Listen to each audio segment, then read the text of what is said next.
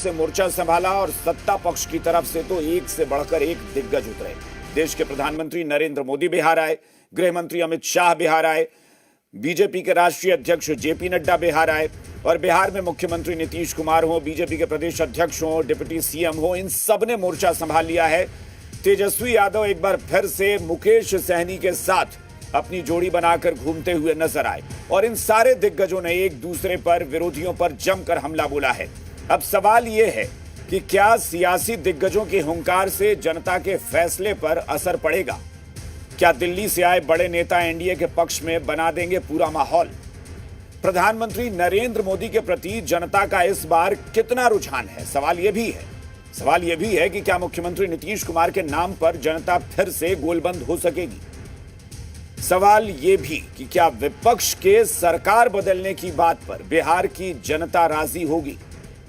या फिर सवाल एक और कि क्या युवा चेहरे के नाम पर तेजस्वी यादव बनेंगे मतदाता की पसंद? ये तमाम सवाल हैं और इन्हीं सवालों पर आज हम चर्चा करेंगे कि इस कार्यक्रम का, इस जनसभा का, इन रैलियों का कितना असर पड़ेगा जो अब शुरू हो चुकी है। हमारे साथ चर्चा के लिए जो मेहमान जुड़े हैं उनसे आपका परिचय कराते हैं। सत्ता पक्ष की बात करें तो बिहार बीजेपी की उपाध्यक्ष अनामिका पासवान हमारे साथ जुड़ी हैं। जेडीयू की तरफ से पार्टी के नेता धीरज कुशवाहा हमारे साथ हैं। इसके अलावा हमारे साथ विपक्ष की बात करें तो विपक्ष से आरजेडी के प्रवक्ता एजाज अहमद हमारे साथ जुड़े हैं। विकासशील इंसान पार्टी के प्रवक्ता नीलाभ शाही हमारे साथ हैं और राजनीतिक विश्लेषक मुकेश कुमार सिंह हमारे साथ जुड़े हैं। आप सबका बहुत बहुत स्वागत इस चर्चा में। अनामिका जी, शुरुआत आपसे करते हैं, जिसका मैं जिक्र कर रहा हूं कि एक धुआंधार प्रचार जिसको कहते हैं वो आज से शुरू हो चुका है।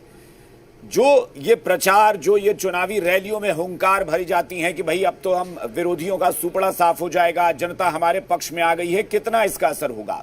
दिल्ली से जो एनडीए के बड़े नेता या बीजेपी के बड़े नेता पहुंचे हैं, माहौल को बदलने में कितना कामयाब होंगे? अनामिका जी। देखिए, वो तो सभी को दिख रहा है, इसमें बताने की आवश्यकता ही क्या है। माननीय प्रधानमंत्री जी की आज सभा में जितनी भीड़ थी, वो भी छठ के समय में, ये वहां पर वैसा है कि घर घर में छठ होता है बिहार में, उसके बावजूद भी सभा में उमड़ी भीड़ ने ये बता दिया कि माननीय प्रधानमंत्री और एनडीए के प्रति बिहार का कितना लगाव है। ये मुझे बताने की आवश्यकता नहीं है कात्यायन जी। और जहां तक विरोधियों की ये बात आपको भरोसा है कि वो 2014 से लेकर ये 2025 11 साल बाद प्रधानमंत्री बिहार में वही उनके प्रति रुझान है जो 11 साल पहले यानी 2014 में या 2019 में दिखा, वैसा ही रुझान इस विधानसभा चुनाव में होगा? बिल्कुल, आपने देखा, सभी ने देखा, बिहार के विकास की रफ्तार बहुत तेज हो चुकी है। बिहार को बहुत आगे तक जाना है। डबल इंजन की सरकार में बिहार बहुत आगे बढ़ चुका है। हर क्षेत्र में कार्य हुए हैं, हर वर्ग के लिए कार्य हुए हैं, चाहे वो महिला की बात हो, वृद्धों की बात हो, युवाओं की बात हो या शिक्षा की बात हो, स्वास्थ्य की बात हो, हर क्षेत्र को आप देख लीजिए। बिहार की चमचमाती 4 लाइन 6 लाइन सड़कें बता रही हैं, एयरपोर्ट बता रहे हैं, एम्स बता रहे हैं, कितने ही विकास किए कि अगर मैं गिनाना शुरू करूं तो आपका सारा डिबेट यहीं पे खत्म हो जाएगा। और फिर आपने हमारे मंच पर देखा कि हमारे माननीय शीर्ष नेतागण जो भी गठबंधन के थे, वो सभी एकजुटता के साथ एक मंच पर थे। लेकिन अगर महागठबंधन को आप देखेंगे तो देखिए, तेजस्वी जी ने पहले तो कांग्रेस को पोस्टर से आउट किया, उसके बाद हेलीकॉप्टर से आउट किया। ठीक उसी प्रकार बिहार की जनता 14 नवंबर को महागठबंधन, ठीक है, एजाज जी की तरफ रुख कर लेते हैं। एजाज जी, बताइए जरा, मिशन बिहार धुआंधार प्रचार जो आज हम ये लाइन लेकर आए हैं कि क्या इस प्रचार का, इतने जनसभाओं का, इस अभियान का, या तेजस्वी यादव तो बड़ा सुर्खियां बटोरे थे 2024 में कि हेलीकॉप्टर में घूमकर एकदम धुआंधार प्रचार, 250 से ज्यादा सभाएं, कितना असर पड़ रहा है? और क्या जनता से जो आप लोगों को फीडबैक मिल रहा है, क्या मिल रहा है? जनता से फीडबैक इसलिए क्योंकि कोई और मीडिएटर नहीं होता, जनता और नेता के बीच कोई तीसरा नहीं होता, सीधे जनता ही बताती है कि हम क्या चाहते हैं। एजाज जी। देखिए कत्यान जी, सबसे बड़ी बात यह है कि 37 साल के नौजवान के नेतृत्व के सामने एनडीए का नेतृत्व बौना साबित हो रहा है। चाहे प्रधानमंत्री नरेंद्र मोदी हो, चाहे गृह मंत्री अमित शाह हो, चाहे भारत सरकार के दिल्ली से आए हुए सभी कैबिनेट मंत्री हो। हद तो यह है कि भारत सरकार के कैबिनेट मंत्रियों के अलावा भाजपा शासित राज्यों के मुख्यमंत्री भी बार बार आ रहे हैं, बार बार कवायद कर रहे हैं, लेकिन उसके बावजूद भी बिहार की जनता स्पष्ट संकेत दे रही है कि हम बदलाव चाहते हैं। अब बदलाव के कारक के तौर पर जो तेजस्वी जी के नेतृत्व को विश्वास और समर्थन मिल रहा है वो स्पष्ट रूप से सामने है। सामने इसलिए कि उन्होंने मुद्दों के आधार पर जनता से कनेक्ट किया है। उन्होंने संविदा कर्मी को परमानेंट करने की बात की है। उन्होंने जीविका दीदियों का जो कम्युनिटी मोबिलाइजेशन है उनके लिए 30,000 रुपया देने की घोषणा की है नियमित रूप से। और सबसे बड़ी बात यह है कि हर घर नौकरी की बात की है और महिलाओं के मान सम्मान और उनको अधिकार देने, उनको आर्थिक न्याय देने के लिए 30,000 रुपया सालाना 5 साल के अंदर 1.5 लाख रुपया देने की घोषणा की है। जबकि ये 10,000 रुपया लोन के तौर पर दे रहे हैं और उसकी वापसी चाहते हैं, उसकी गारंटी चाहते हैं। तो इस तरह से जो ये राजनीति करते रहे हैं, इनकी राजनीति की हवा निकल चुकी है। नहीं, क्या आपको लग रहा है कि जनता के बीच जा रहे हैं और जनता का उत्साह इस बात को लेकर है कि तेजस्वी यादव कह रहे हैं कि बिहार की सत्ता को पलट दिया जाए, बदल दिया जाए? देखिए, आप भी महसूस कर रहे होंगे, पूरे बिहार की जनता ने महसूस भी करा दिया है कि तेजस्वी जी के प्रति इसलिए लोगों का विश्वास है कि तेजस्वी जी ने जो 17 महीने के कार्यकाल में 5.5 लाख के करीब नौकरियां दी, 3.5 लाख रिक्तियां छोड़ करके आए, बिहार को विकास से आयाम से जोड़ने का काम किया, पर्यटन के क्षेत्र में आगे बढ़ाने का काम किया, जापान जाकर के बौद्ध सर्किट से जोड़ने का जो मुहिम था उसको आगे बढ़ाने का काम किया, आईटी सेक्टर के माध्यम से बिहार के नौजवानों को जो उन्होंने नए क्रांति के युग में प्रवेश कराया वो स्पष्ट रूप से दिख रहा है। और सबसे बड़ी बात यह है कि नौजवान अब नफरत नहीं चाहते हैं, नौजवान नौकरी चाहते हैं। नौजवानों के नौकरी की जब बात तेजस्वी जी करते हैं तो नौजवानों के चेहरे पर खुशी आ जाता है, उनका भविष्य बेहतर दिखता है, उनको लगता है कि मेरे घर शहनाई बज जाएगा। और शहनाई बजने का कारण इसलिए है कि तेजस्वी जी ने जो भी वादे किए उन वादों को पूरा करने का काम किया। और ये लोग ठीक है, चलिए मैं एक बार जेडीयू के पास भी चलता हूं, पहले एक बार सबसे रिएक्शन ले लेते हैं। धीरज जी, एजाज जी ने जो शुरुआत की वो देखिए कहां से की। जो लोकसभा चुनाव में भी मुझे लगता है कि आरजेडी इसी तरह से लाइन ले रही थी और वही एजाज जी कह रहे हैं कि एक नौजवान और सारे दिग्गजों पर भारी पड़ रहा है। इनका ये कॉन्फिडेंस है, इनका ये विश्वास है कि तेजस्वी यादव अकेले एनडीए के तमाम दिग्गजों को पछाड़ने में कामयाब हो जाएंगे। आपको क्या लगता है? एनडीए के दिग्गज हैं और बहुत बड़ी संख्या है, चाहे वो बीजेपी के लोग हों, जेडीयू के लोग हों, केंद्र सरकार के तमाम मंत्री हों, बीजेपी के राष्ट्रीय अध्यक्ष हों, प्रधानमंत्री हों, सब बिहार पहुंच रहे हैं। नीतीश कुमार खुद मोर्चा संभाले हुए हैं। अभिषेक जी, देखिए, हम स्पष्ट रूप से कहना चाहते हैं कि 2005 में इनके पिता और माता जी को जब माननीय नीतीश कुमार जी ने हराने का काम किया तो उनके बेटे को हराने में कितना ही समय लगेगा। आप जानते हैं कि माननीय नीतीश कुमार जी ने 2 बार तेजस्वी प्रसाद यादव जी को मौका दिया। ये अपने बल पर नहीं हुए थे। माननीय नीतीश कुमार जी जब इधर आए थे तब इनको हम लोग संविदा पर उप मुख्यमंत्री का पद दिए थे। एक बात हम कहना चाहते हैं, माननीय तेजस्वी प्रसाद यादव जी इतना जल्दीबाजी में हैं कि वो मुख्यमंत्री का सपना देख रहे हैं और विभाग भी बांट लिए हैं ये लोग आपस में। चूंकि ये अब गठबंधन तो रहा नहीं, आप जानते हैं कि बिहार में 243 सीट है विधानसभा का, लेकिन ये लोग 254 पर नामांकन कर दिए थे। तो ये गठबंधन तो रहा नहीं, लेकिन दिखाने के लिए प्रयास किया जा रहा है। आप देखे होंगे कि गहलोत जी आए थे, अरे तेजस्वी प्रसाद यादव जी और राहुल गांधी जी को एक साथ होना चाहिए था, एक साथ ये लोग अभी दिख भी नहीं रहे हैं। बातें बहुत हैं लेकिन हम लोग उस पर नहीं जाना चाहते हैं। देखिए अभिषेक जी, बिहार में 2010 की स्थिति है। आप तेजस्वी यादव के अंदाज में जवाब दे रहे हैं। तेजस्वी यादव ने आज ही कहा है कि जब बाप नहीं डरा, मतलब लालू प्रसाद यादव के बारे में, कि जब वो नहीं डरा तो बेटा क्या डरेगा किसी से। और आप कह रहे हैं कि जब इनके पिता को हराने में समय नहीं लगा तो बेटे को हराना नीतीश कुमार जी के लिए कौन सी बड़ी बात है? बहुत बड़ी चीज नहीं है, चूंकि आप जानते हैं अभिषेक जी, एक बिहार की एक बहुत बड़ी आबादी चाहती है कि ये लोग कभी ना वापसी करे, क्योंकि जब ये लोग आएंगे तो बैठना जीना हराम कर देंगे। इस पर धीरज जी मैं एक छोटा सा रिएक्शन जरूर लूंगा, क्योंकि इस पर हालांकि मैं कांग्रेस के पास जाता, लेकिन एजाज जी, तेजस्वी यादव का आज का ही बयान है कि जब बाप नहीं डरा तो बेटा नहीं डरेगा किसी से, और ये कह रहे हैं कि जब बाप को हरा दिया तो बेटे को हराना कौन सी बड़ी बात। कात्यायन जी, 2020 के चुनाव परिणाम को देख लीजिए। एक तरफ 32 हेलीकॉप्टर और एक तरफ एक हेलीकॉप्टर से तेजस्वी प्रसाद यादव जी ने 250 से अधिक सभाएं की, और उन्होंने हेलीकॉप्टर को ट्रैक्टर बना करके बिहार की जनता को बताने का काम किया कि आपके अस्मिता के लिए नहीं, लेकिन एजाज जी धीरज जी जो कह रहे हैं ना, वो ये बता रहे हैं कि फिर भी तेजस्वी यादव सरकार नहीं बना पाए, तो उनका कहना है कि जब लालू जी को नीतीश कुमार ने हरा दिया तो तेजस्वी यादव को हराना कौन सी बड़ी बात। ये खुशफहमी में जी रहे हैं। इनका तो इलाज भारतीय जनता पार्टी ने ही कर दिया है हनुमान के माध्यम से। अब ये है कहाँ इलाज? हम लोग दूसरे का करते हैं, ये तो एलिमिनेट हो चुके हैं। एम्पैथी की इलाज करते हैं। समाप्त हो चुका है।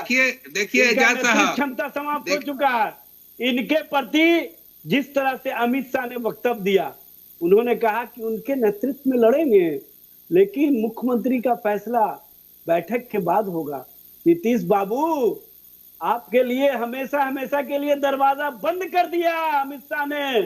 अब अमित शाह आपको राजनीति में आगे नहीं बढ़ने देंगे। अब इस पे देखिए, इस पे तो एजाज जी, इस पे तो जाने का कोई मतलब नहीं है। दरवाजा बंद तो अमित शाह ने किया, फिर खुल गए। उसी तरीके से पहली बार 2017 में आपने भी कह दिया कि हम नीतीश कुमार के साथ नहीं जाएंगे। 2022 में फिर आप नीतीश कुमार के साथ सरकार में रहे। देखिए कात्यायन जी, ये तो मुद्दा ही नहीं है। गठबंधन बदलना कोई मुद्दा ही नहीं रह गया। नहीं, यही असली मुद्दा है, यही असली मुद्दा है। आप भी तो 2 बार उनके साथ बारी बारी से गए सरकार बनाने। भाई सुन लीजिए ने, यही तो असली मुद्दा है। हाँ। कि अमित शाह ने भूंजा पार्टी के माध्यम से जनता दल की राजनीति, जो समाजवादी विचारधारा की एजाज जी उनका सवाल, धीरज जी का कहना कुछ और है, आप उसको कहीं और ले जा रहे हैं। वो कह रहे हैं कि नीतीश कुमार के लिए तेजस्वी यादव को हराना कोई बड़ी बात नहीं, यही दावा कर रहे हैं। नीतीश कुमार स्वयं हार चुके हैं, स्वयं नीतीश कुमार हार चुके हैं। हाँ, ये ठीक है। ये धीरज जी छोटा रिएक्शन, ये कह रहे हैं कि नीतीश कुमार, जो व्यक्ति खुद हार चुका है, वो दूसरे को क्या हराएगा, ये इनका ये कहना है। नीतीश कुमार तो स्वयं हार चुके हैं। उनकी राजनीति, माननीय नीतीश कुमार जी उनकी राजनीति बिल्कुल स्वस्थ हैं और वो काम कर रहे हैं। देखिए, जब जरूरत पड़ता है बिहार के लिए, हाँ, देखिए कत्यान साहब, ये जो कह रहे हैं ना, हाँ, उम्र एक संख्या है, उम्र से बिहार के लोगों को कुछ लेना देना नहीं है। धीरज जी, आप कॉन्फिडेंट हैं कि नीतीश कुमार तेजस्वी यादव के नेतृत्व वाले गठबंधन को हरा देंगे फिर से? आप एकदम कॉन्फिडेंट हैं? सोच कर बोलिएगा, क्योंकि वो कह रहे हैं कि भाई 250 हेलीकॉप्टर घूमा, 250 दौरे हमने किए लोकसभा में, विधानसभा में तो ज्यादा करेंगे। देखिए अभिषेक जी, हमसे सवाल है। हाँ, देखिए अभिषेक जी, हम स्पष्ट रूप से कहना चाहते हैं, देखिए हम लोग का गठबंधन बड़ा है, स्वरूप बड़ा है, एनडीए में बहुत सारे नेता हैं, आते हैं प्रचार करने के लिए, लेकिन माननीय नीतीश कुमार जी के चेहरे पर ही चुनाव लड़ा जा रहा है। माननीय नीतीश कुमार जी ने जो 20 वर्षों में जो काम किए हैं, वही हमारी उपलब्धि है। कांग्रेस के प्रवक्ता राज छविराज जी का भी है इस वक्त फोन लाइन पे हमारे साथ जुड़े हुए हैं। राज छविराज जी, आप हमें सुन पा रहे हैं? जी, बहुत बहुत स्वागत आपका भी। एक सवाल जो उठा, एनडीए की तरफ से उठाया गया, जिसका अभी जिक्र कर रही थी अनामिका जी, बीजेपी की प्रदेश उपाध्यक्ष हैं, वो कह रही हैं कि कांग्रेस को बिल्कुल किनारे कर दिया है आरजेडी ने प्रचार में। कांग्रेस को हेलीकॉप्टर में जगह नहीं मिलती तेजस्वी के साथ। तेजस्वी यादव के साथ तो बस जोड़ी बनी हुई है, वही जो लोकसभा में बनी थी, मुकेश सहनी और तेजस्वी यादव, बस। जी, कांग्रेस कहाँ है?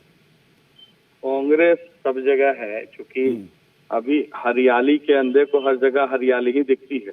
तो मुद्दा है कि राम राम जपना, गौ मांस बेच करके अपना माल भरना। तो रह गई बात स्टार प्रचारकों की बात कर रहे हैं और ताबड़तोड़ दौड़ रहे हैं, लेकिन बिहार में जो चुनाव लड़ रहे हैं और पहले मुख्यमंत्री का फेस दे करके लड़ते थे, तो पहले आश्वस्त कर देना कि उनके मुख्यमंत्री का चेहरा कौन है। यहाँ एक तरफ तो सहयोगी पार्टी को ठगना है और दूसरी ओर कहना है कि नहीं, ऐसा है कि भाई यहाँ ठगबंधन है।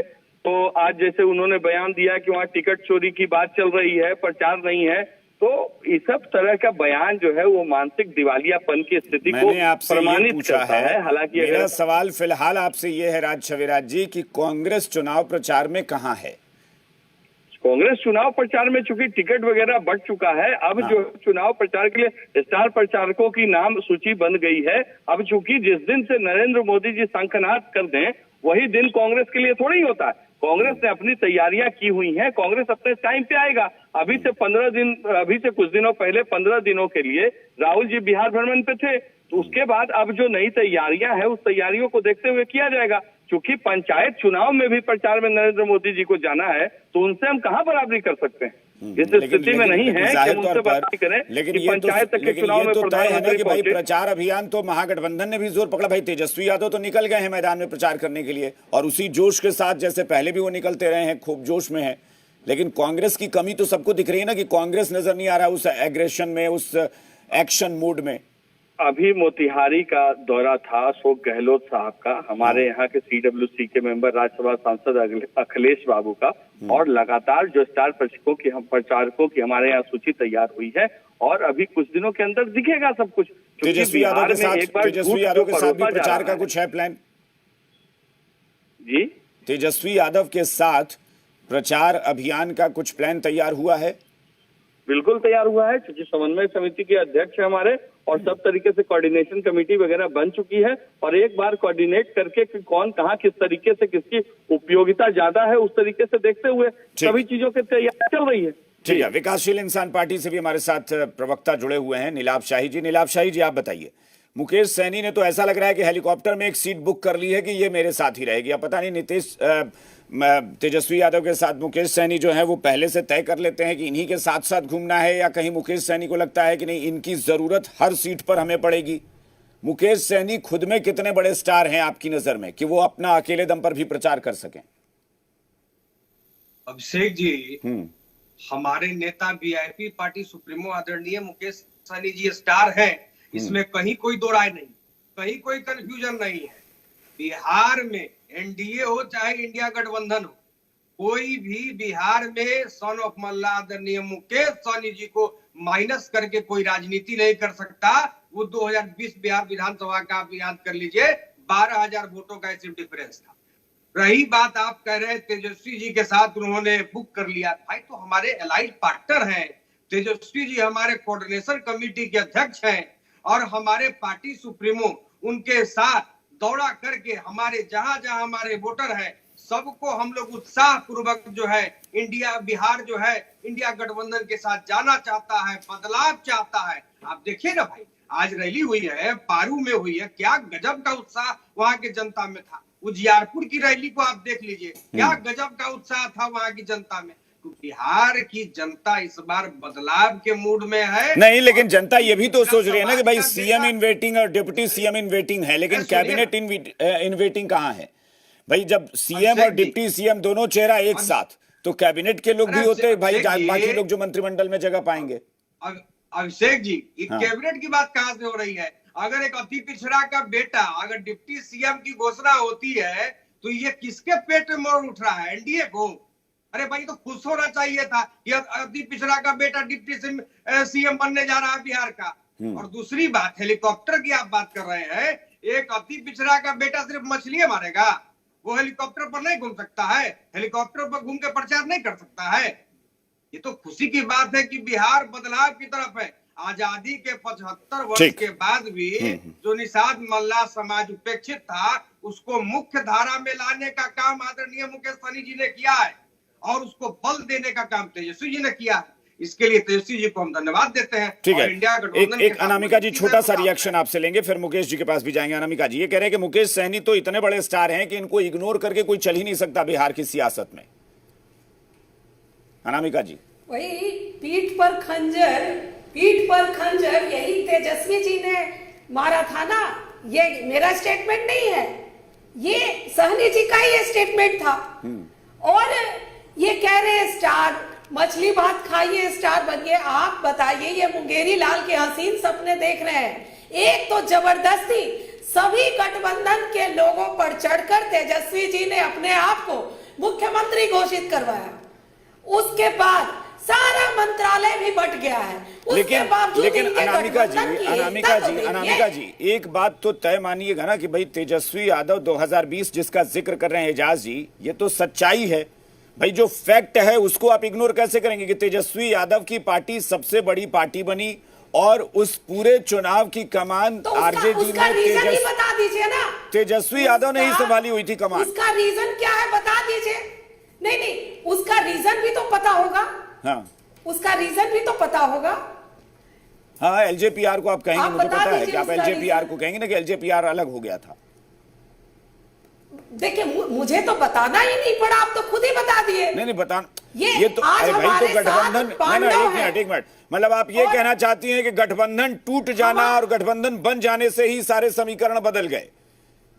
मतलब लोक जनशक्ति पार्टी रामविलास अलग हो गई और तेजस्वी यादव को भाई, तो ये तो आप पर सवाल है कि आपका सहयोगी आरजेडी को मदद पहुंचाने चला गया। ये तो आप पे सवाल है। मैं तो ये नहीं कह रहा हूं, ये भी आप ही कह रहे हैं भाई, आपके सहयोगी थे। जीत और हार का कुछ ना कुछ तो रीजन होता है। अनामिका जी, आप जिनका जिक्र कर रही हैं, उन्होंने उस चुनाव में खुलेआम कहा कि मैं मोदी का हनुमान हूं।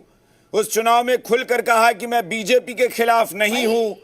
तो यही माना जाए ना कि आप स्वीकार रही हैं कि बीजेपी की मदद से उन्होंने आरजेडी को फायदा पहुंचा दिया। मैं तो कुछ भी नहीं बोल रही हूँ। सारे स्टेटमेंट आप ही के हैं, आप ही की ओर से आ रहे हैं। और आज सहनी जी बड़े प्यारे तो आप खुश क्यों हो रही हैं इतना?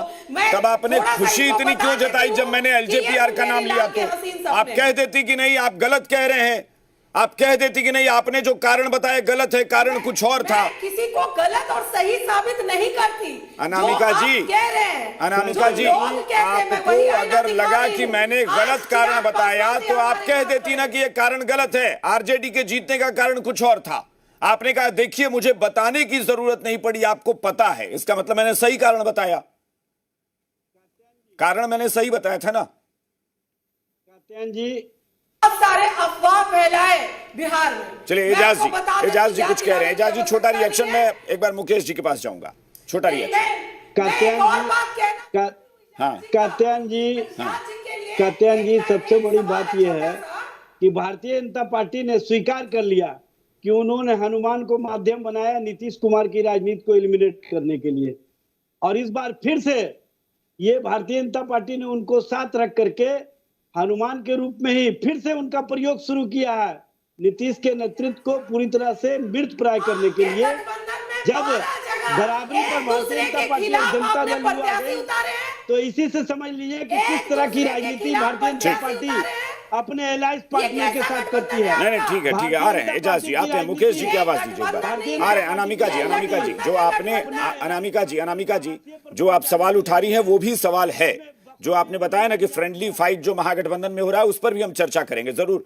एक बार मैं मुकेश जी के पास चलता हूं। मुकेश जी आप बताइए जरा, ये जो प्रचार अभियान आज से शुरू हुआ, और प्रचार अभियान शुरू हुआ सिर्फ इतना कहना ठीक नहीं होगा क्योंकि प्रचार अभियान बहुत आक्रामक और धुआंधार अंदाज में शुरू हुआ। मतलब आज से ही रफ्तार पकड़ी और आज ही प्रधानमंत्री भी आ गए, आज ही गृह मंत्री भी पहुंच गए, बीजेपी अध्यक्ष पहुंच गए, सीएम उतरे हैं, डिप्टी सीएम उतरे हैं, तेजस्वी यादव उतरे हैं, मुकेश सहनी, मतलब सारे लोग एकदम ऐसा लग रहा है कि जैसे एकदम विरोधियों को धूल चटा देने पर आमादा है। कितना असर पड़ता है इस धुआंधार प्रचार का जनता पर? बिल्कुल सही अभिषेक जी, जो लास्ट फेज जिसको कहेंगे हम लोग प्रचार का, क्योंकि मात्र 14 दिन हैं, आज से 14 दिन है, 14वें दिन जो है वो पहला जो चरण है उसका मतदान होगा। तो सारी पार्टियों के केवल 14 दिन बचे हुए हैं, 14 दिन बचे हुए हैं, और इसमें 7 करोड़ से ऊपर मतदाता मतदान करेंगे। अब ऐसी स्थिति में इस 14 दिनों में आप किस ढंग से सारे मतदाताओं तक पहुंचेंगे, कितना विजिबल आपका कंटेक्ट होगा, कितना इनविजिबल आपका कंटेक्ट होगा, जिसको कहते हैं कि आजकल ट्रांसेंडेंटल कंटेक्ट, जो मीडिया से होगा, जो बाकी सब सारी चीजों से होगा, जो डेटा के हिसाब से होगा, कई सारी चीजें होंगी। इस चुनाव में कई नए मिथक, कई नई चीजें स्टैब्लिश होंगी अभिषेक जी, और आप देखेंगे उसको, और उसका बड़ा असर भी दिखाई पड़ेगा। तो ये जो 7 करोड़ की आबादी जो 14 दिन के बाद मतदान करने जा रही है, 7 करोड़ 42 लाख समथिंग है टोटल मतदाता। जी जी जी जी, और उसमें जो है वो 18 से 30 वर्ग जो है, 18 से 30 मतलब पहला जो वोटर होगा, पहला जो वोट दे रहा है, और जो संघर्ष कर रहा है इस बिहार में, नौजवान हो, काम के लिए हो, बाकी चीजों के लिए, मैं 30 से ऊपर नहीं जा रहा हूं, ये लगभग 2.5 करोड़, अनुमानित 2.5 करोड़ लोग हैं जो बिहार में है और बिहार से बाहर है। अब इतने बड़े वर्ग को, जो राज्यों से ऊपर की आबादी है, उदाहरण के रूप में हरियाणा से ऊपर की आबादी है, ऐसे बड़ी आबादी को 14 दिन में किस ढंग से आप मूल्यांकन कर रहे हैं, किस ढंग से आप अनुमान कर रहे हैं। और 2 चीजें और भी समझने की जरूरत होती है। एक टिपिंग पॉइंट जो पहला कंसेप्ट होता है, जो दूसरी जगह दुनिया में देखा जा चुका है, पॉलिटिकल टिपिंग पॉइंट बिहार में पहली बार रिफ्लेक्ट होगा, या ये मेरा ऐसा मानना है, मेरा अपना ऐसा विश्लेषण कर रहा है कि पॉलिटिकल टिपिंग पॉइंट बिहार में रिफ्लेक्ट होगा और ये 2.5 करोड़ आबादी को प्रभावित करेगा। और प्रभावित करने के कई सारे रूप हो सकते हैं, इसलिए कभी नहीं, लेकिन अगर आपको लग रहा है कि यूथ पर ही आप इतना फोकस कर रहे हैं कि यूथ जो है वो बहुत प्रभावी होगा इस बार चुनाव में, तेजस्वी यादव ने एक बात कही और कहा कि अब युवा सरकार चाहिए। मैं अभिषेक जी ये नहीं कर रहा हूं कि यूथ है, मैं कह रहा हूं कि यूथ का ये जो फॉर्मेशन है, जो 2.5 करोड़ की अलावा की आबादी 18 से 30 है, मैं समझ गया। दूसरी बात जो देखिएगा, मैं आपसे सवाल पूछ रहा हूं, मैं आपसे सवाल पूछ रहा हूं, आपने जो कहा वो मैं समझ गया, मैं सवाल ये जोड़ रहा हूं उसमें कि तेजस्वी यादव जो बार बार ये कहते हैं कि अब बिहार को नई सरकार, युवा सरकार की जरूरत है, ये नारा जो है, क्या जनता जब वोट करने जाती है तो इस नारे से प्रभावित होती है, या जनता को लगता है कि नहीं युवा सरकार या बुजुर्ग सरकार ये सब मैटर नहीं करता है, जनता को कुछ और दिमाग में चल रहा होता है? अभिषेक जी, ये बिल्कुल आपने बहुत ही प्रामाणिक प्रश्न पूछा है कि ऐसा तेजस्वी जी को और उनकी पार्टी को लग रहा है, लेकिन ये जो 2.5 करोड़ आबादी है, इसको क्या लग रहा है, इसका अनुमान ये 14 दिनों में आपको करना होगा, या जो भी वर्ग इस बात को, इस चुनाव को बहुत नजदीकी और गहराई से देख रहा है, उसको करना होगा। अगर जिस ढंग से तेजस्वी जी और उनकी टीम कर रही है तो ये तेजस्वी जी को फायदा होगा, लेकिन जो हम लोग एनालाइज कर रहे हैं, चीजों को देख रहे हैं, इसलिए मैंने ये बात किया कि 14 दिन नज इफेक्ट का पेज है, और नज इफेक्ट जो है अगर वो विजिबल है, वो देख रहे हैं हम लोग आने के दरमियान में, मिलने के दरमियान में सोशल फैक्टर्स हैं, इकोनॉमिक फैक्टर्स हैं, पॉलिटिकल फैक्टर्स हैं, लोगों से मिलना है, संवाद स्थापित करना है, डोर टू डोर कैंपेनिंग हो रही है, जो किस ढंग के कार्यकर्ता, किस ढंग के उम्मीदवार खड़े हैं, उनका क्या इंपैक्ट है, बाहुबलियों का क्या इंपैक्ट है। तो ये नज इफेक्ट केवल 14 दिन में घटित होने वाला है अभिषेक जी, और ये बड़ा प्रामाणिक फैसला लेगा, और ऐसी तस्वीर हो सकती है कि आप जिस चीज का आप आंकलन कर रहे हैं कि तेजस्वी जी को बहुत बड़ा मुनाफा हो सकता है, दूसरी तरफ जो है जेडीयू का वोट बैंक जो है इंटैक्ट है, ये भी विजिबल दिखाई दे रहा है। आकलन तुम कर ही नहीं सकते जिसको मुनाफा होगा। मैंने तेजस्वी यादव के दावे पर कहा कि तेजस्वी यादव दावा करते हैं कि जनता जो है वो युवा सरकार चाहती है। मैं भी यही कह रहा हूं कि अनुमानित है, तो अनुमान तो सारे लोगों को करने के लिए स्वतंत्रता है। बिल्कुल, मैं इधर कांग्रेस के पास चलता हूं। राज जी बताइए, अब सीधे मुद्दे पर आते हैं, क्योंकि बात ये हो रही है कि धुआंधार प्रचार तो चल रहा है, जिसका अभी एक्सपर्ट जिक्र कर रहे हैं, पॉलिटिकल एक्सपर्ट के तौर पर बैठे हुए हैं, वो कह रहे हैं कि भाई 13-14 दिन का वक्त, बल्कि 14वें दिन तो वोटिंग है, और आप 36 घंटे पहले आप देखिए आपका चुनाव प्रचार थम जाएगा, तब डोर टू डोर कैंपेन होगा, लेकिन हम पूरे 13 दिन को जोड़ लेते हैं, उस 13 दिन में ही आपको इस पूरी आबादी को प्रभावित करना है अपनी बातों से। क्या आपको अब तक जो ग्राउंड पर दिखा कांग्रेस को, वो क्या वाकई कांग्रेस जो दावा करती है, या तेजस्वी यादव दावा कर रहे हैं कि जो यूथ है वो बदलाव के मूड में है और इसीलिए इस बार यूथ ही जो है वो परिणाम देगा सही मायने में? कि हमारी प्रचारक जनता है और जनता ही मालिक है, और मालिक इस बात को जान रहा है कि किस तरीके से डबल इंजन की सरकार से 20 सालों से ठगा जा रहा है। तो जो चुनाव में हम जा रहे हैं, इसकी तैयारियां पहले से चल रही थी, और जनता पूर्णतः मर्माहत है इस सरकार से। इसलिए बहुत ज्यादा, चूंकि प्रचार की अगर बात करेंगे तो पेट्रोल पंप से लेकर के सैनिटरी पैड तक तो पूरे साल प्रचार चलता है मोदी साहब का। तो इन बातों पर नहीं, जनता विकास पर वोट करेगी, जनता झूठे वादों के खिलाफ वोट करेगी और वो प्रचार शुरू है। वो आपका कोई प्रचार फर्क था। नहीं पड़ता। आप जिसके प्रचार का जिक्र कर रहे हैं वो आपके नेता का प्रचार था। मेरे नेता का प्रचार पेट्रोल पंप पर और नहीं, आप पेट्रोल पंप के साथ आपने सैनिटरी नैपकिन का भी जिक्र किया, तो वो तो आपके नेता का प्रचार था जो सुर्खियां बटोर रहा था। नहीं, वही कह रहे हैं, पेट्रोल पंप पे जो बड़े बड़े फोटो से और गैस के सिलेंडर फिर से लेकर के राज जी, नहीं ठीक है, पेट्रोल पंप तो अब आप पेट्रोल पंप पे है, चूंकि आपके मुंह से गलत तो निकल गया। आपने कहा कि मोदी जी का प्रचार पेट्रोल पंप से लेके और सैनिटरी पैड तक रहता है। मोदी जी के कंपटीशन में, अरे भाई, मोदी जी के कंपटीशन में क्या राज जी, आपने अभी नाम लिया प्रधानमंत्री का कि प्रधानमंत्री का प्रचार पेट्रोल पंप से लेके सैनिटरी पैड तक होता है। सैनिटरी पैड पर आपके नेता का प्रचार था कि मोदी जी का था? किसका था?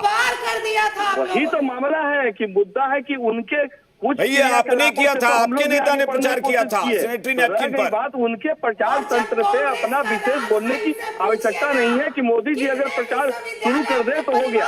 उनका प्रचार 20 सालों से चल रहा है। राज छविराज जी, जब आप प्रधानमंत्री के प्रचार के स्तर पर बात कर रहे हैं कि उनका स्तर ऐसा था, तो फिर आप अपने नेता को देखिए ना, जो बयान आप दे रहे हैं।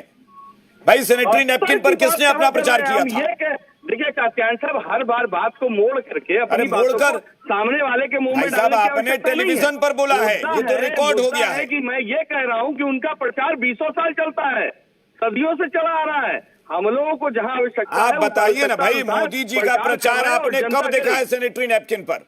आपने जिसका जिक्र किया वो मोदी जी का था कि राहुल गांधी का था? बताइए।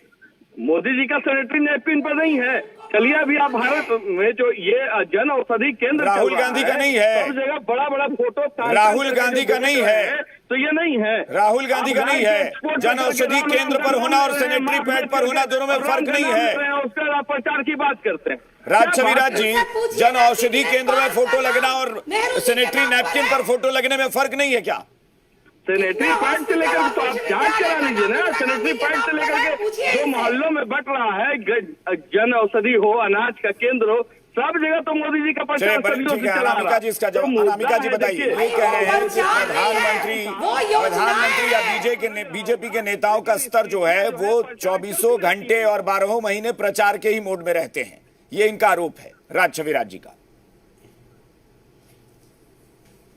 देखिए कात्यायन जी, इनसे पूछिए कि हम योजना चलाते हैं, हम काम करते हैं, हम काम का नाम लेकर जाते हैं। इनके लिए इनकी तरह परिवार का नाम लेकर नहीं जाते हैं जनता के बीच में। जनता काम देखकर वोट देती है, नाम देखकर वोट नहीं देती है। और ये जो युवा राजनीति और युवा नेतृत्व की, अरे युवा नेतृत्व क्या 37 साल का नौवीं फेल, यूपा नेतृत्व नहीं है, नहीं मानना है। बिहार का नेतृत्व, बिहार में एमए और पीएचडी वाले बहुत सारे युवा हैं, घूम रहे हैं। ये नौवीं फेल करेगा बिहार का नेतृत्व। एक मिनट अनामिका जी, एक मिनट अनामिका जी प्लीज। अनामिका जी, आप क्यों इतना क्यों पर्सनल हो जा रही हैं, एग्रेसिव हो जा रही हैं? भाई क्या नौवीं, ये मैं फिर एजुकेशन पे जाएंगे तो बहुत सारे सवाल फिर उठ जाएंगे। नहीं, फिर सवाल और भी उठ जाएंगे। ना अनामिका जी प्लीज, अनामिका जी प्लीज। राजनीति में बच्चा ना, आपने पढ़ाई का क्राइटेरिया रखा है? पढ़ाई का क्राइटेरिया रखा है क्या चुनाव लड़ने के लिए? अगर रखा है तो बताइए बीजेपी के कितने नेता बाहर हो जाएंगे? वो तो जमानत पर घूम रहे हैं। बीजेपी के कितने नेता बाहर हो जाएंगे चुनाव से? जमानत पर घूम रहे कात्यायन जी ये लोग। नहीं ठीक है, वो एक अलग मसला है। अनामिका जी एक मिनट सुनिए, आप सारे नेता सुन लीजिए, जितने लोग बैठे मंच पर। हम वो टेलीविजन चैनल नहीं है जहां इस तरह की ओछी बातें हम लोग नहीं करते। बहुत सारे पत्रकारों को मैं देखता हूं कि किसी नेता ने दूसरे पर पढ़ाई पर आरोप लगा दिया और पत्रकार भी मजे लेकर सवाल पूछते हैं। मैं नहीं पूछता भाई, जिस दिन पॉलिटिक्स में एजुकेशन क्राइटेरिया होगा उस दिन पूछेंगे। 9वीं फेल, 5वीं फेल, 7वीं फेल, ये सब हमको बहस नहीं करनी, इनके सारे नहीं करनी इस पर बहस। और हम युवा है, ये क्या मतलब? हाँ तो ठीक है, छोड़ दीजिए, बाकी लोगों को करने दीजिए। मैं नहीं करता, मैं अपने डिबेट में इस तरह की बातें नहीं करता। एजाज जी प्लीज, ठीक है एजाज जी। सामने ला दूंगा, मैं सारे मामले को सामने ला दूंगा। इस तरह की भाषा इस्तेमाल नहीं करे। एजाज जी, विधान पार्षद है, वो भाषा पर कंट्रोल रखे। हाँ तो ले आइए एक ना। विधान पार्षद होकर के इस तरह की भाषा अब नहीं 56 साल के युवा को तो मेरे उतारिए पास ना, सारा- देखेगी मेरे पास बिहार की सारा जनता भी। evidence है। मेरे पास सारा एविडेंस है। मैं आपका अरे व्यक्तिगत मामला आपको को तो बाहर कोर्ट ने सजाए हफ्ता बना दिया, पूरे इसलिए परिवार को अपने जमानत पर आप में- रखा है, आप अपने उसके आप बाद में ऊंची आवाज में रखिए। बात कर रहे हैं आप अपने आप में कंट्रोल रखिए। आप देखिए आपसे ना ज्यादा भाई, ऊंची आवाज में आपके आपको सारे बोलना नेता है। जमानत पर है। चौथी कितनी चोरी की, बिहार को बर्बाद कर दिया, बिहार को गड्ढे में डाल दिया। एक मिनट अनामिका जी, अरे एजाज जी, अरे क्या बात कर रहे हो? एजाज जी, एक मिनट क्या बात कर रहे हो? एक अनामिका जी की आवाज, एक मिनट अनामिका जी की आवाज रोकिए, अनामिका जी की आवाज रोकिए आपको तत्काल। कुछ आता है? अनामिका जी की आवाज रोकिए, एक मिनट अनामिका जी प्लीज। एजाज जी आपसे भी भाई इस बात क्या कम से कम लिहाज रखिए ना कि मैंने खुद ऑब्जेक्शन करके मना कर दिया ना कि एकदम आपत्तिजनक है। वो एजाज जी। विधान पार्षद है। एजाज जी, एजाज जी, एजाज जी, एजाज जी, अपने आप को बचा लो। एजाज जी, एजाज अपने जी, आप को बचा लो। एजाज जी, नहीं तो एजाज जी, सारा मामला सामने आ जाएगा। एजाज जी, मर्यादा ये कहती है कि जब मैं होस्ट कर रहा हूं और मैंने एकदम कड़ी आपत्ति जता दी, बात खत्म, अब उसको क्यों खींचना। सीधे मुद्दे पर आइए कि जो अभी बात हो रही थी कि युवा सरकार, नई सरकार, ये जो तेजस्वी यादव की सोच है, ये जनता कितना इसको एक्सेप्ट कर रही है, आपको क्या लगता है प्रचार में? देखिए कात्यायन जी, जनता की जो सोच है वो स्पष्ट रूप से सामने है।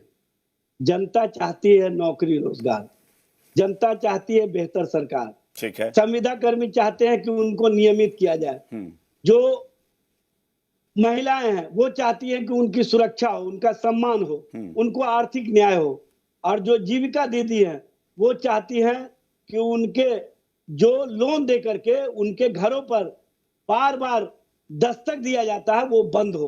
और हमारे नेता तेजस्वी जी ने स्पष्ट रूप से कहा है कि लोन वाले का दस्तक बंद हो जाएगा, हम उनके लोन को माफ कर देंगे, और साथ ही साथ उनको हम उसमें मेरा एक सवाल एजाज जी ये है 30,000 रुपया महीना कि देंगे। जनता को ये बातें, अगर आपकी बातें जनता को प्रभावित करती हैं तो जनता को ये बातें भी तो प्रभावित करेंगी कि जब दिल्ली से प्रधानमंत्री आए या गृह मंत्री आए या कोई कैबिनेट मंत्री आए, अलग अलग प्रदेशों के मुख्यमंत्री आए और वो बताएंगे कि देखिए हम भी सरकार एनडीए की चला रहे हैं फला प्रदेश में और केंद्र में भी एनडीए सरकार है, तो इसका सीधा फायदा मिलता है क्योंकि फंड मिलता है, हमें मदद मिलती है। नहीं, कात्यायन जी, बिहार की जनता बार बार प्रधानमंत्री जी से पूछती है कि आपने बिहार को विशेष पैकेज क्यों नहीं दिया, विशेष राज्य का दर्जा क्यों नहीं दिया, पटना यूनिवर्सिटी को केंद्रीय विश्वविद्यालय का दर्जा क्यों नहीं दिया, सीमांचल के इलाके को विकास की श्रेणी से दूर क्यों रखा, मिथिलांचल के इलाके को विकास की श्रेणी से दूर क्यों रखा। पूरे बिहार में आधा जिला बाढ़ के चपेट में होता है, आधा सुखाड़ की चपेट में होता है। जब ऐसी आपदा की स्थिति आती है तो केंद्र सरकार के द्वारा आपदा के लिए राशि क्यों नहीं आवंटित की जाती है बिहार के लिए। ये बिहार से वोट हासिल करके विकसित तो हासिल करते हैं, लेकिन जब फैक्ट्री देने की बात आती है तो अमित शाह कहते हैं बिहार में जमीन नहीं है, इसीलिए हम गुजरात ले जाते हैं फैक्ट्री। अरे भाई कितना झूठ बोलिएगा। अभी तो 1 रुपये में आपने 10,000 एकड़ जमीन अपने दोस्त मित्र अडानी को भागलपुर में देने का काम किया है। ठीक है किस तरह का मैं धीरज जी से यही सवाल ले रहा हूं। धीरज जी, एक तरफ तेजस्वी यादव के दावे कि नई सरकार, युवा सरकार, एक तरफ आप लोग कह रहे हैं डबल इंजन सरकार, और मतलब अब जनता को किस बात से कितना जनता प्रभावित होती है ये जनता के मूड में है। हम लोग सिर्फ प्रचार पर एक आकलन कर रहे हैं कि भाई ये नारे लग रहे हैं प्रचार में। आपको क्या लगता है डबल इंजन सरकार कहना जनता पर कितना असर करता है? देखिए अभिषेक जी, हम स्पष्ट रूप से कहना चाहते हैं कि माननीय तेजस्वी प्रसाद यादव जी खुद ही बेरोजगार हैं। वो कुर्सी पर विराजमान होने के लिए तरह तरह के नए नए तरीके ला रहे हैं। बिहार की जनता आने वाली नहीं है। हम लोग डबल इंजन की इसलिए सरकार कहते हैं कि बिहार में माननीय नीतीश कुमार जी के नेतृत्व वाली सरकार है और केंद्र में माननीय प्रधानमंत्री जी के नेतृत्व वाली सरकार है। दोनों सरकार आपस में मिलकर, आप जानते हैं कि जब बिहार का बंटवारा हुआ था तो उस समय हमारे पास संसाधन क्या थे? धीरज जी वो छोड़िए ना, बंटवारा हुआ था। मैं सीधा सवाल पूछ रहा हूं कि आपके नारे का कितना असर पड़ेगा। आप जो डबल इंजन बोलते हैं, क्या जनता को वाकई ये असर करता है कि वाकई डबल इंजन का बड़ा फायदा होता है? तेजस्वी जी में यही फर्क है। बिल्कुल बिल्कुल बिहार में जो डबल इंजन की सरकार हम लोग कहते हैं, हम लोग हमारे जो भी एनडीए घटक दलों के नेता के द्वारा जो कहा जाता है, ये बहुत अच्छी बात है, क्योंकि बिहार की जनता जानती है कि अगर बिहार अभी टेकअप करने के पोजीशन में आया है, अगर दोनों बिहार और केंद्र साथ मिलकर काम करे तो बिहार को बहुत ऊंचाई तक ले जा सकते हैं। ये लोग कहना जानते हैं कि बेरोजगारी है और हमारे पास कितने संसाधन है, कहां से कहां तक हम आए, इस पर ये लोग थोड़ी चर्चा करेंगे। जब बिहार की जनता ने इन लोगों को मौका दिया था तो ये लोग लूटने का काम किया है, और ये बताने की जरूरत नहीं है। इनके दल में जो लोग जेल गए हैं, सजा याफ्ता रहे हैं, ये कोई देश की आजादी की लड़ाई में नहीं नीलाभ गए शाही जी के पास, नीलाभ शाही जी हमारे पास थोड़ा समय है। नीलाभ जी, चूंकि नारों की बात हो रही है तो आप तो ठीक है कहते हैं युवा सरकार चाहिए, आज प्रधानमंत्री ने एक और बात कही। प्रधानमंत्री ये कह रहे हैं कि अभी तो हम कुशासन से सुशासन की तरफ आए, यानी पहले जंगल राज था और अब सुशासन आया, और अब के बाद सुशासन के आगे हम समृद्धि की ओर बढ़ेंगे। तो भाई जाहिर तौर पर जब प्रधानमंत्री ये बात बोल रहे हैं तो तेजस्वी यादव की बात अगर जनता सुन रही है तो पीएम को भी तो सुन रही है कि भाई प्रधानमंत्री कह रहे हैं कि बिहार अब समृद्धि की तरफ बढ़ रहा है। पीएम जब भी बिहार हमारे आते हैं कोई ना कोई जुमला देकर ही जाते हैं, और ये पूरे बिहार की जनता जान चुकी है। अब बार बार जो ये सत्ता पक्ष जो डबल इंजन बोलती है, तो डबल इंजन, अभिषेक जी, ये डबल इंजन नहीं है, ये डिरेल इंजन है। अब वो कैसे डिरेल इंजन है वो समझिए। 20 वर्ष में बिहार के युवाओं का ये विकास नहीं कर पाए, रोजी रोजगार के लिए कल कारखाना नहीं निकाल पाए, यहाँ लगा पाए, ये पलायन 20 वर्षों में नहीं रोक पाए, युवाओं को बेहतर भविष्य नहीं दे पाए, और बोलेंगे बार बार सुशासन। अरे भाई कहाँ का सुशासन है भाई आपका? लगातार हत्याएं हो रही है, मर्डर हो रही है। आप जो है रिपोर्ट निकाल कर देख लीजिए 20 साल पहले का और अभी का, अभी ज्यादा हत्याएं हो रही है, अपहरण हो रहे हैं, आप रोजगार देने में असफल है। डबल इंजन नहीं है, ये डिरेल इंजन है। मुकेश जी, छोटा सा रिएक्शन आपके पास। मुकेश जी, ये मैं जिस नारे का जिक्र कर रहा हूं, अभी एजाज जी भी कह रहे थे, लेकिन प्रधानमंत्री भी तो वही बात कह रहे हैं। प्रधानमंत्री कह रहे हैं कि पहले कुशासन था, फिर नीतीश जी ने सुशासन लाया, और अब बिहार 2025 के बाद समृद्धि की ओर बढ़ेगा, इसलिए एनडीए सरकार जरूरी है। तो ये जाहिर तौर पर जनता को भी लग रहा होगा कि एक तरफ एक व्यक्ति कह रहा है कि युवा सरकार, जी बिल्कुल, मैं 2 मिनट में अपना विश्लेषण दे रहा हूं। थोड़ा संक्षेप में। पहली बात की जो युवा वर्ग है उसकी इच्छा क्या है, जो 40 वर्षों में पूरी नहीं हुई है। 40 वर्ष के पहले मुकामा में अभी जिक्र आया बाहुबलियों की सरकार होने वाली है। अभिषेक जी, इस बात को कोई स्वीकार नहीं कर रहा है, कोई भी राजनीतिक दल इस बात को स्वीकार नहीं कर रहा है कि आने वाली सरकारें बाहुबलियों की सरकारें होंगी। अगर बाहुबलियों की सरकारें होंगी तो आप कितना भी प्रयास कर लेंगे, नौजवानों को इस बात को गंभीरता से सोचना होगा कि मैकडोनल्ड की फैक्ट्री थी वो बंद हो गई। अभी किसी ने जिक्र किया कि वहां हम यूनिवर्सिटी बनाएंगे या कॉलेज बनाएंगे। उसी मोकामा में बाटा की फैक्ट्री थी जहां पर लेदर इंडस्ट्री का एक अजीब बड़ा स्वरूप पूरे देश में दिखाई पड़ता था, वो बंद हो गया। उसके बगल में मुंगेर में चले आइए, आईटीसी अभी भी बिहार में सबसे ज्यादा इनकम टैक्स पे करने वाली कंपनी है, और उसका फॉलो आउट इफेक्ट था कि किसानों को बड़ा फायदा होता, तो कॉमर्शियल क्रॉप था। तो ये सारी चीजें जो है 40 साल में बंद हुई, रोजगार खत्म कराए गए, और नौजवानों को अब इस बार चुनाव में 14 दिन में सोचना है कि आप किस ढंग से किस प्रत्याशी का हर एक विधानसभा में चयन करेंगे। ये आपको खुद का निर्णय लेना है, बटन आपको खुद सोच के दाबना। ठीक, चलिए, मतलब बहुत बड़ी चीज है और मुझे लगता है अब समय नहीं है। एजाज जी कुछ कहना चाहें 10 सेकंड में बस। देखिए कात्यायन जी, बिहार की जनता पूरी तरह से मन बना चुकी है बदलाव के लिए। ठीक है। और चूंकि खटारा और नकारा सरकार से लोग मुक्ति चाहते हैं, अचेता अवस्था वाले नेतृत्व से लोग मुक्ति चाहते हैं। इसीलिए भारतीय जनता पार्टी जिस तरह की राजनीतिक कवायद कर रही है कि सारे प्रधानमंत्री से लेकर के गृह मंत्री से लेकर के सारे लोग दिल्ली से आके बिहार की चुनाव को कहीं ना कहीं कंट्रोल करना चाहते हैं। वो तो करेंगे ना भाई, उनके नेता हैं तो प्रचार में तो आएंगे ही। एजाज जी, अब आपको पसंद आए ना पसंद आए, लेकिन नेता तो आएंगे ही। तेजस्वी यादव को भी कोई नहीं रोकेगा प्रचार के लिए। बिहार की सत्ता बदलने वाली अनामिका जी 10 सेकंड में प्लीज, हमारे पास समय नहीं है। फाइनल कमेंट अनामिका जी जल्दी से। देखिए, मैं बस इतना ही कहना चाहती हूँ कि बिहार के जो लोग हैं, बिहार की जो जनता है, वो अब जान चुकी है कि मोबाइल के फ्लैश लाइट से काम चल सकता है तो लालटेन की क्या आवश्यकता है।